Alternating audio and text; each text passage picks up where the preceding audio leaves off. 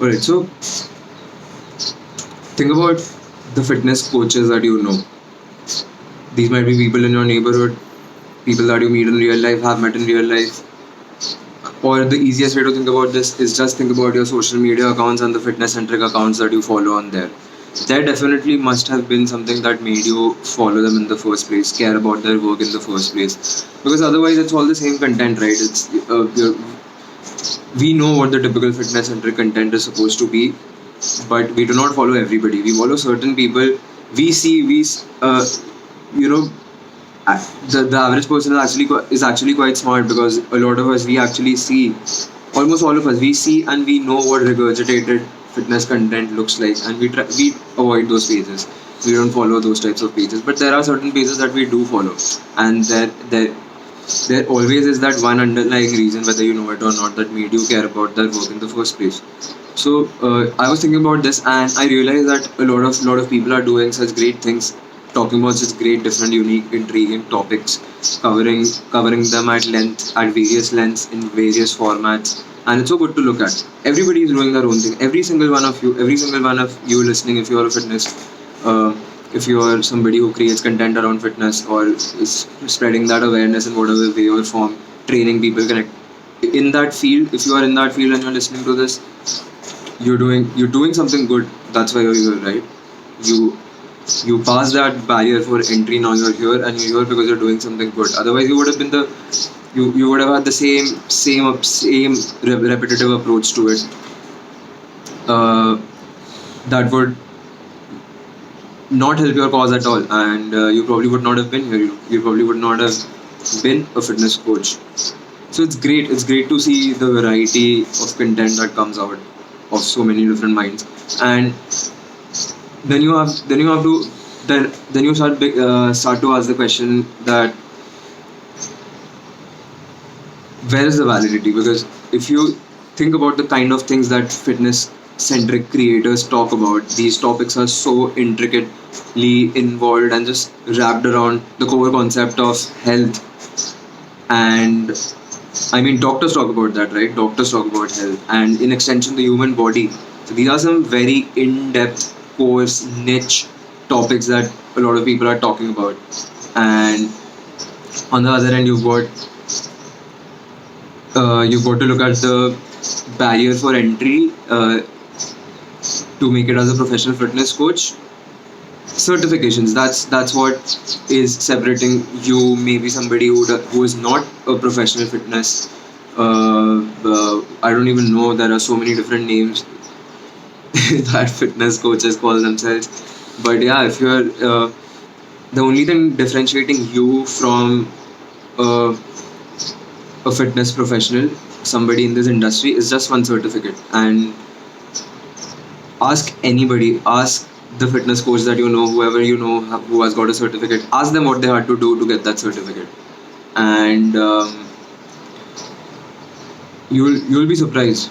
You'll be surprised. I mean, you might already be predicting that it would be something very easy, like a really easy exam, really easy certification, but it is absurdly easy.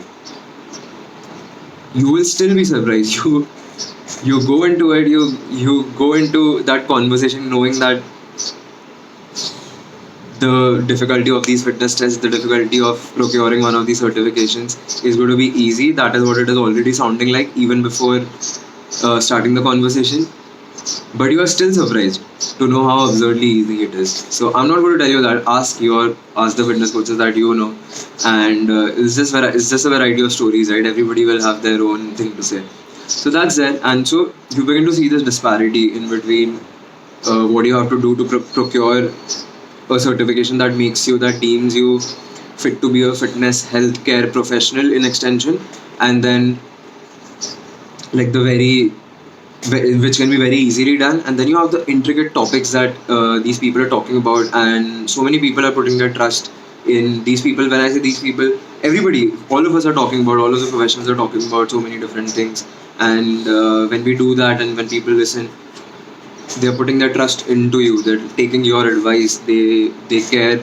uh, you know they Your word matters to them. They They have decided that they will go to you or they will consume your content and they will rely on that. There's a huge disparity there. How does that happen then? That's what I was thinking about. How does that happen? How do I get to know about so many things that have got absolutely nothing to do with the core syllabus of a lot of certifications? Now a lot of like actual core professionals might be listening to this going, I have this master's in this exercise science degree and I've done this this whatever certification and then did this, did that, did this, got this diploma, worked with them, interned with them, was an apprentice there, had to go through this test, had to go through they'll have their own thing and they might be listening to this and this would not be relevant to them. And I'm not talking about you guys, I'm talking about the average, like the very average crowd that chooses to become uh, a fitness professional, like just me and everybody else that are trying to do this. So I'm talking about them. I'm talking about what they have to do to procure a certification to make it as a professional, and some of the things that they're talking about that people are consuming, and the huge gap between that. Because if you are listening to me, then why? Like if I was listening to somebody, although I do not do that, of course we don't do that. We just follow people and we decide to listen to their consume their content. But if you were to think about, okay, all right, where are you coming from? What is the validity of the things you are saying?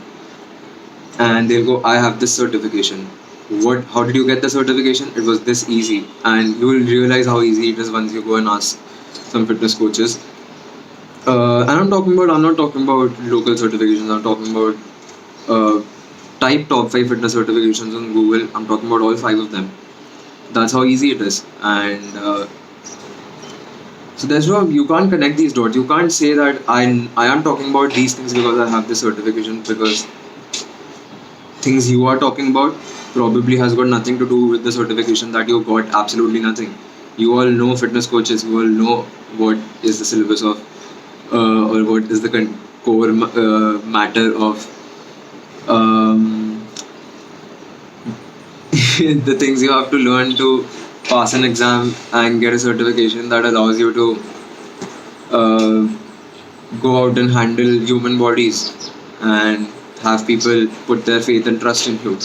So you have this huge disparity, but I am not discrediting anybody. That's not what I'm trying to do. I'm actually trying to do the exact opposite, because yeah, at first I was at this point, and maybe some of you might be as well, where you begin to discredit everybody that you see. You go, okay, how can you talk about that? What proof do you have? What validity you have? Why should I listen to you? This is where I am coming from. This is probably where some of you might be, where we just start questioning everybody's validity. Okay, if you're talking about that, why are you talking about that? uh, what studies have you done? This is the typical, if you think about it, this is typical. If you go uh, one generation behind us, maybe people that would be in the age group of my parents. Those that's your average crowd. That was normal for them. Whenever they need proof of work before they put before that's why they'll go to, like, let's say somebody, if they had to get something done, would they go and talk to maybe 18, 19, 20, 21 year old, or would they talk to the 40-year-old person who has been in the industry, who has the industry experience? That's what boomers like to hear, right? And so you've got that. uh, so that happens a lot. But what that is where I was. But now what I've come to understand is that you can't you can't rely on certifications as validity for somebody that is talking about some interesting things, and you want proof of work, you want proof of where they are coming from, what allows them to talk about these things, where did they get their knowledge. You can't connect these dots because they do not make sense. But people are still talking about some pretty interesting things, and how that is happening is, it's pretty simple. It's the internet. The only difference between you and me, you and me specifically in this example, is that I am on the internet every single day, and I've been there for years. I go into it curious about things. I have questions. I go to the internet. I search into those topics. I foray into different directions. I collect all of these data. I try to make sense of them. I integrate all of that into maybe something that I can apply, and then I apply it to either myself, either somebody else. And if it is things that I cannot apply, if I'm limited by certain things that do not allow me to apply certain concepts, I'll just go and check out work of other people that are doing that have access to that kind of those kinds of resources to put those concepts into application. So that's my process. That's the process of fitness professionals with whatever topic they have.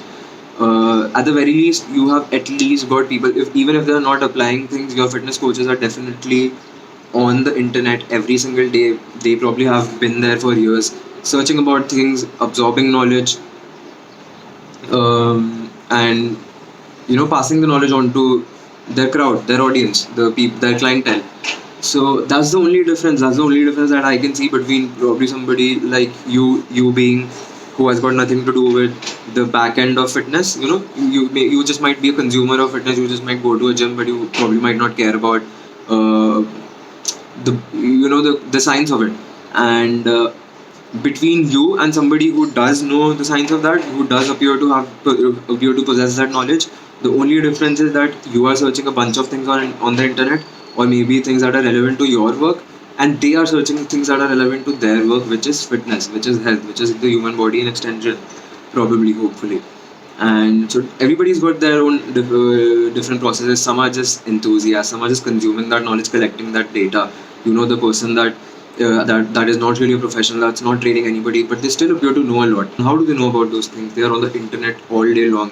Whenever they're searching things, they're very specific to that single topic. Like, think about your work. You could be listening and you could be in a completely different field, and you are probably doing things that are relevant to your work. You're probably on the internet searching about things that are relevant to your work. What got you that work in the first place, and the kind of knowledge that you possess, or the hunger, the appetite for things that you want to learn? Is there any connection between that? Really not. If you're interested about something, you will probably just go out and learn about, get indulge in that topic by yourself anyway. You do not really need a certification, or you don't need to go that route. And even if you go that route, it is not ensured. It's two completely different routes. Things you have to do to become a fitness trainer is nothing compared to some of the things that a lot of fitness trainers know. Every single one of you coaches, the knowledge that you possess, that is just completely on a different level than what you have to do to get the certification. So you guys are doing great, and people need to understand that certification is not really a valid proof of somebody's professional acumen anymore. It's just not. At least in this field, it's not. You've got some fields where with the examination, that the entry barrier is just so high. The things you have to do to enter that field is just so tedious that when you are there, just that you are there is proof enough for anybody to put their trust in you, in your field, right? With fitness, it's not really like that. It's a different ball game. With fitness, the entry for barrier is just lower than the lowest thing you have ever done to get into anything. It is much, much, much lower than the examination test you might have given to get into your colleges, get into your universities. So yeah, that's that. I'm definitely all of this. I'm talking to the average guy who's trying to make it as a fitness coach. I'm talking about me and everybody else.